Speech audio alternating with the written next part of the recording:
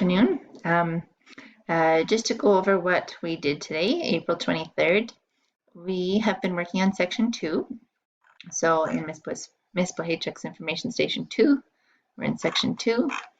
Okay, we spent a few minutes reviewing what spring tides and neap tides are, what tidal energy and tidal power is, and I went through this video with students. So I pushed pause a little bit there and pushed mute and summarized the key details. So if you could watch that, that would be great. Then we switched over to presentation A. We went through some of presentation A. It's a pretty long PowerPoint because there's quite a few vocab terms for this unit, as in like a billion. Okay, so we went over mechanical, chemical, and biological weathering, different types of erosion, streams, watersheds. Okay, so we went through this entire area here. So if you could take a look at that, that'd be great. Even if you were at the meeting, it's good to review this information because there's quite a lot there. So there's the continental divide, which is the mountains, the Rocky Mountains here, okay, with all the ocean water flowing to different seas. Okay, we reviewed waves, parts of the waves, movements of waves, more about deposition. We talked about the difference between tidal waves, tides, tsunamis, and also we started working towards understanding glaciers.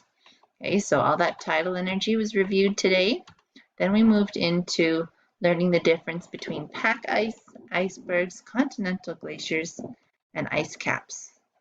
Okay, so we talked a little bit about the difference between land-based ice and sea-based ice and the effect of flooding on the planet that is going to happen when too much of Antarctica melts, or Greenland and the Arctic, and also the effect on polar bears. Okay, mainly that they're losing their habitat and they are most likely going to be going extinct sooner or later, because that's really the only place on the planet that they can live, and that is melting. Okay, whereas Antarctica has land underneath, the Arctic doesn't. Okay, so it's there's not much land for them to live on. Okay, maybe a little bit of Canada here and Russia, but they're at risk. Okay, so we stopped at slide 46. Okay, we'll probably pick that up again next time. And then I reminded students about some assignments after we watched about climate change. So this Kahoot was from Tuesday, and we went through this glacier video and this glacier video as well, okay, which can be found here in section 2 on glaciers.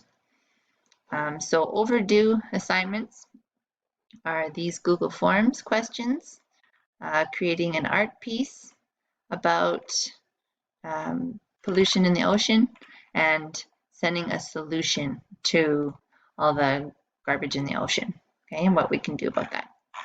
So that's our overdue assignment.